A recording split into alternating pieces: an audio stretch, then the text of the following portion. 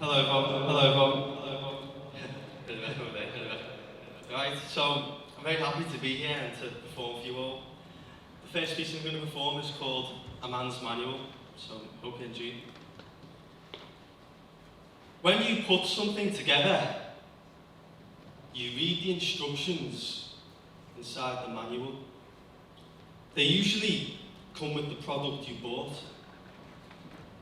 But when a man reads the instructions on how to build a real man, he will realise very quickly, according to the shop he bought it from called society, that he is not enough.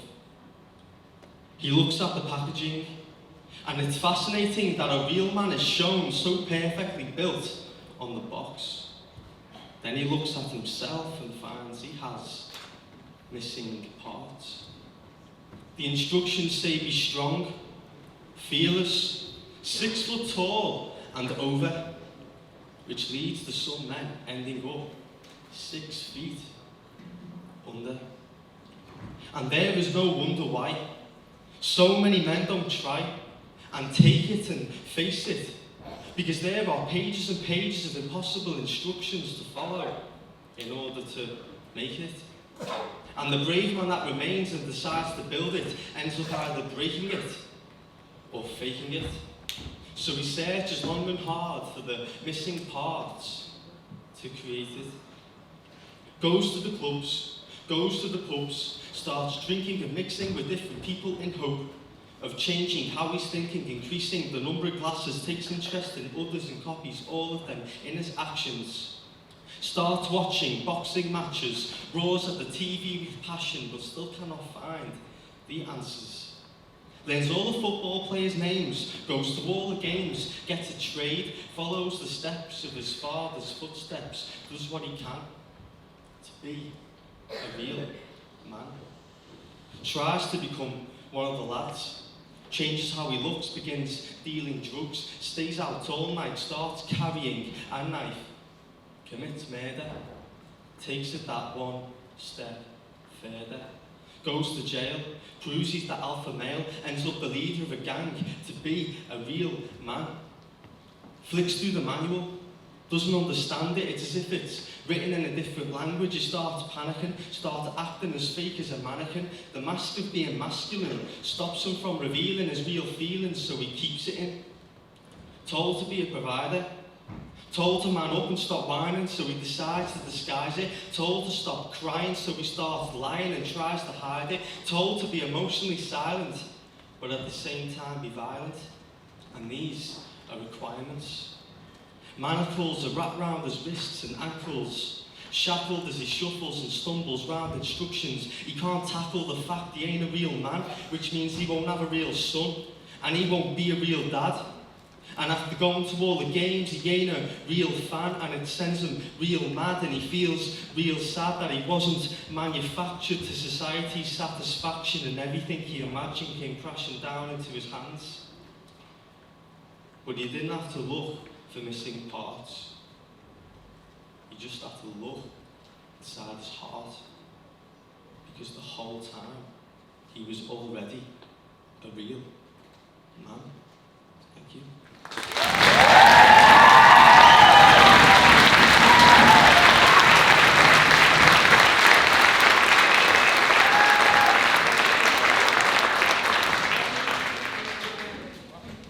I usually let my poems and the pieces I write explain themselves, but I'd like to talk about nature nurture for a moment, and I've been dwelling on this for a while. The same boiling water that makes an egg turn hard will make a potato soft.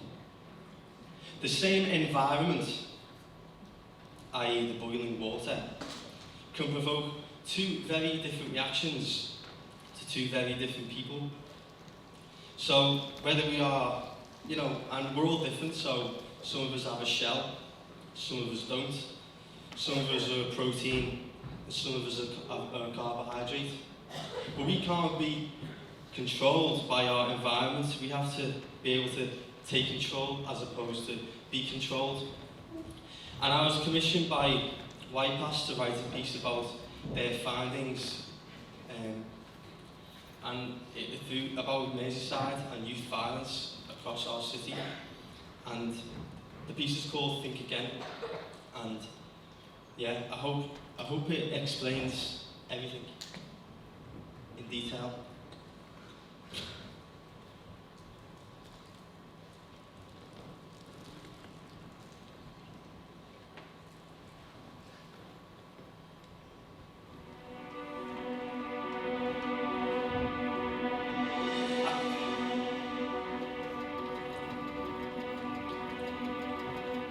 I don't think we think enough.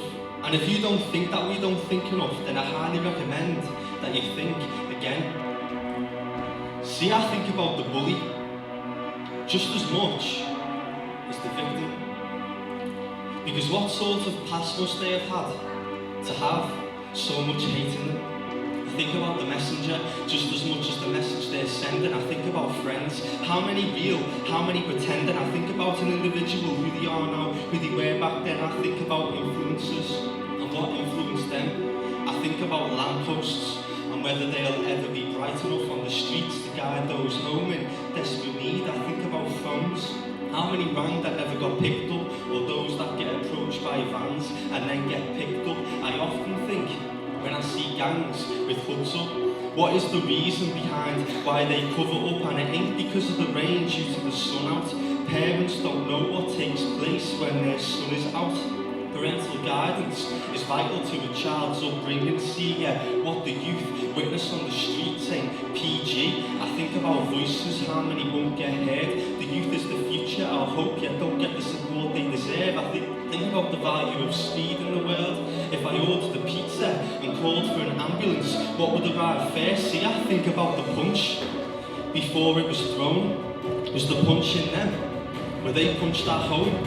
Consuming is more than just food on your fork. It's what you watch and listen, lower order needs unsecured. It's the trauma, abuse over the course of years you've endured that affects your mood and your thoughts. The fuel you use that's been stored, the words you choose and you talk. You must dig deep to find the cause of the root of truth of you that shoots up into a storm. So I think about people and where we were all born, the quality of the soil. Did anyone care to water them at all? See, it's nature nurture, it's hard to determine, it's Albert Bandura, vicarious learning. Google the Bobo doll experiment and you'll understand what I'm saying, how we copy each other's behaviours that are being displayed. See, everyone is a victim to something, no one's to blame, because if it's positively reinforced, then of course we do the same. And if that's their norm, and that's all they've ever saw, then there's no wonder why it's hard for so many of us to change. My mum says it best. Smother them with love and kill them with kindness. If you put water inside the bucket, there can only be water inside the bucket. So if we put love inside each other, there can only be love inside one another. Because Jack and Jill went up the hill to catch a pail of water. Collaboration is the key. Because if Jack went up on his own and Jill stood watching down below, that isn't exactly what you'd call a team. My friend who coaches basketball told me team stands for together. Everyone achieves more. Therefore, we have to take a handle each other's needs. Not only can we carry more, but we can carry more with speed. So I'm asking you to reach out to a service. There's someone for everyone. Pass on the ball, pass on your thoughts, man. Pass it on to anyone. Is the glass half full or is the glass half empty? I'm just happy to have a glass because other people's glasses smashed. Consuming is more than just food on your fork. It's what you watch and listen. Lower order needs unsecured. It's the trauma, abuse over the course of years you've endured that affects your mood and your thoughts. The fuel you use that's been stored. The words you choose when you talk. You must dig deep to find the cause of the root of truth of you that shoots up into a storm. Because I don't think we think enough. And if you don't think that we don't think enough, then I highly recommend that you think again.